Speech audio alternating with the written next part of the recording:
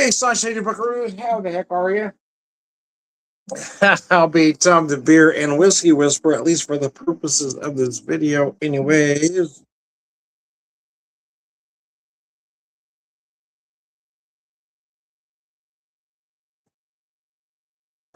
So I took it down a notch, actually, for this one. Again, since my wife put all this stuff together, now I know what I have. So I was trying to finish some stuff off, and I had one last spotted cow left, a farmhouse style from New Glarus Brewing. This one is at 5%. Almost like a junior saison, if you will, like a kid's menu saison. Anyways, I'll support myself some whiskey that my friend Scotty or Black Jesus gave me last weekend for my birthday. It's an 43.6 or 87.2 proof Irish whiskey called Clonakilty, Atlantic Distillery, double oak cask.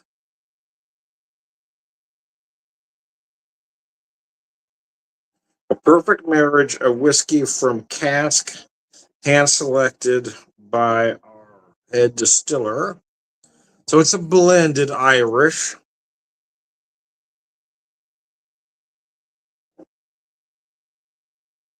ClonakiltyDistillery.com. A marriage of premium Irish whiskeys matured in hand selected American and European oak cask.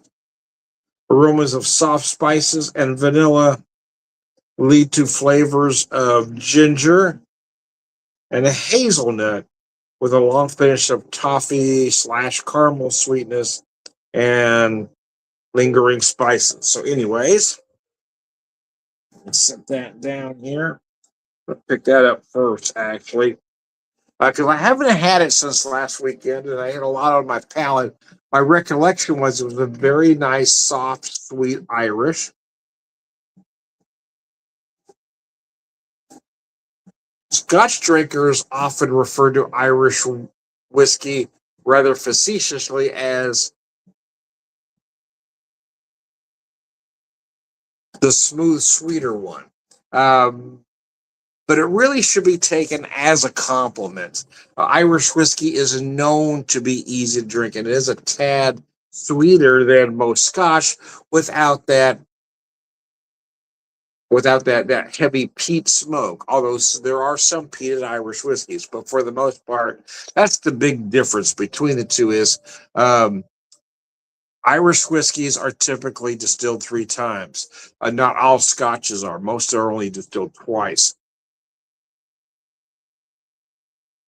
which is why Irish whiskey, in my opinion, is always a little cleaner.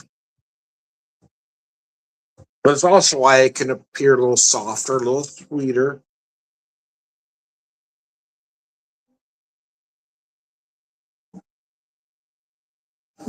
And this one is just nice. Yeah, you feel those honey and heather notes. They mentioned ginger. Yeah, you're definitely going to feel that ginger right at the end.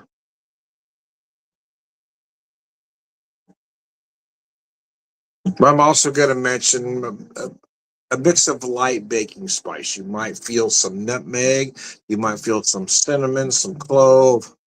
It's really between you and your taster, in all honesty. Because as I like to say, you're not going to taste things you don't know.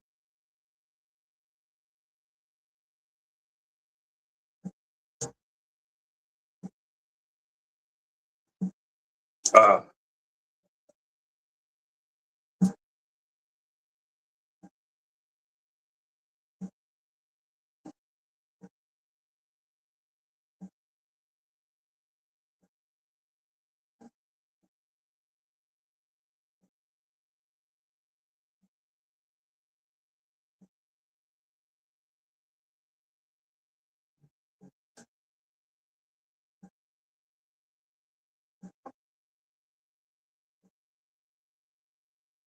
there we go. Now we're working. I couldn't figure out why that wasn't popping up. All righty. So the spotted cow. This is a nice beer. There are folks that really love it. I don't, obviously, I don't hate it. I'm drinking it. I really like it a lot, but to me, it's just one of those, it's almost like a beginner beer, right? It's an introduction to the farmhouse slash saison style. It's very good. There's nothing wrong with it.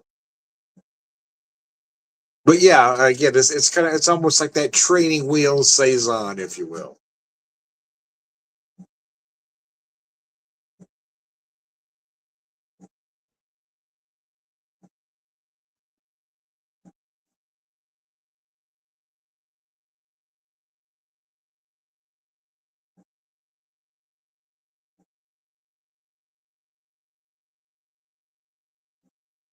Because a traditional farmhouse really is meant to be that lower ABV, 4.5, 5, usually top end. Some even lower than that, actually.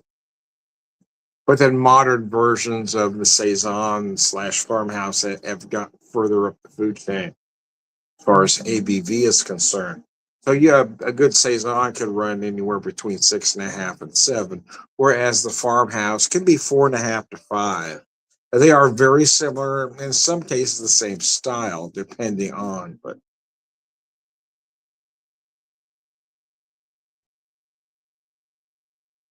yeah, the spotted cow is just a nice version. Doesn't do anything wrong. Just for me, it's not memorable.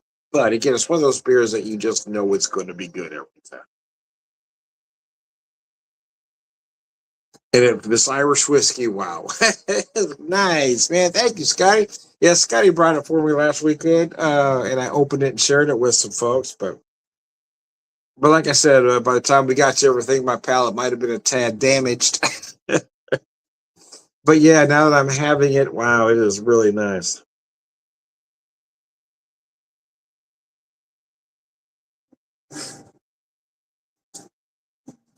I will admit that I do prefer single malt Irish. However, for a blended, this one does everything right.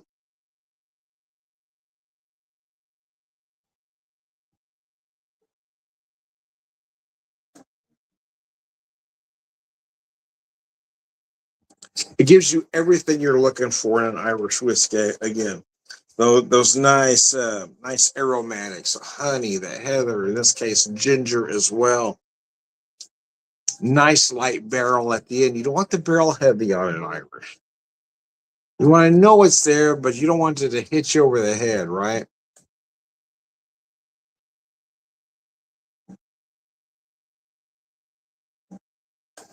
But I love the viscosity of this one. A lot of Irish at 80 feel a little light. This one at that 87 and change really gives you that nice feel. It's a very velvety, smooth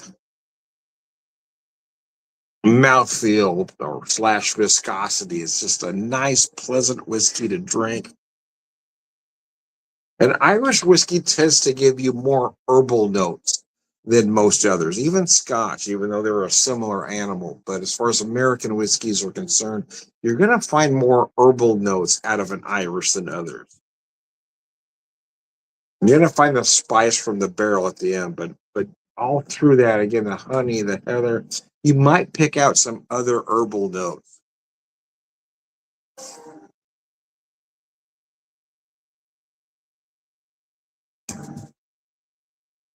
For me, I just get that slightest notion of tarragon.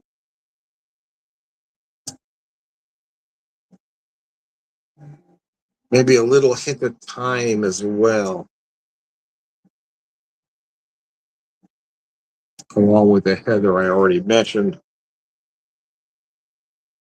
Nice amount of vanilla running all the way through from the barrel.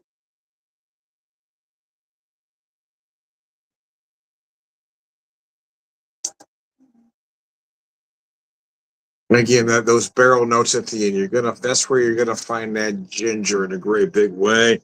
Again, you might also feel some cinnamon. You might feel this allspice.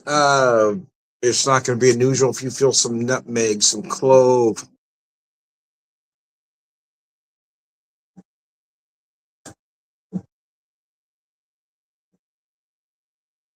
Again, as I like to say, you're not going to taste things you don't know. So if you're not familiar with those spices, you're obviously not going to get them. But if you're aware of spice notes, you're really going to feel every one.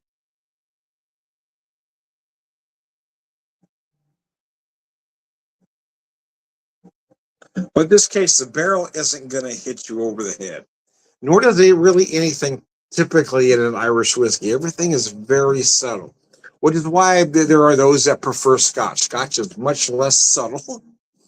But in my opinion, anyway, at my age of 61 now, as I've been through all of those phases of having the American whiskeys, the Scotch, the Irish, I do seem to always go back to the Irish because I love the subtlety.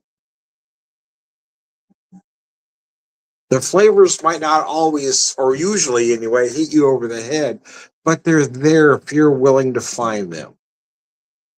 And I think that's what makes Irish whiskey special. It has a lot of flavor, but it is more subtle than Scotch or even bourbon.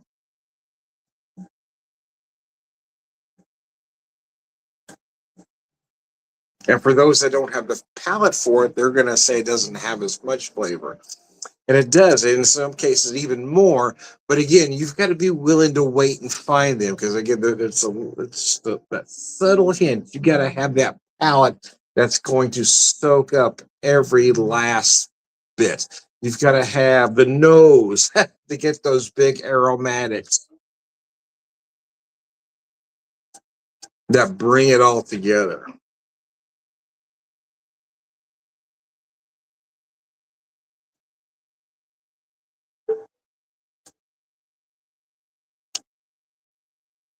It's almost a difference between a heavily spiced steak and a lobster tail, right? That heavily spiced steak is nice, it's juicy, there's a lot of flavor, and it hits you over the head. But that lobster tail is subtle. It's not spiced very much. You've got to be willing to wait for those flavors. And that's what Irish whiskey is to me. It's closer to that lobster tail. Well, you just got to wait on it a second. Those flavors are there. You just don't want to eat that whole tail in one bite. You want to take your time. It's very succulent. Anyway, I bet you've never heard Irish whiskey compared to lobster tail before, but there we go. There it is, man. Anyway, anyways, anyways, I digress. But I digress, man. I am Tom the Whiskey Whisper, whiskey evangelist, prolific whiskey drinker, purveyor of wisdom, and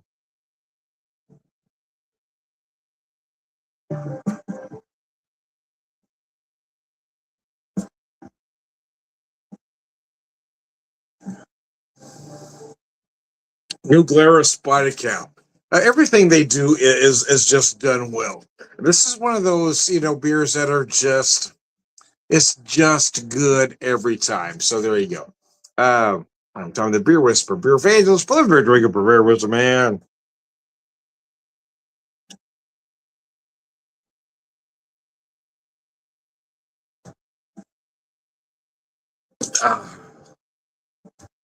All right, good guys. Thanks for tuning in, folks.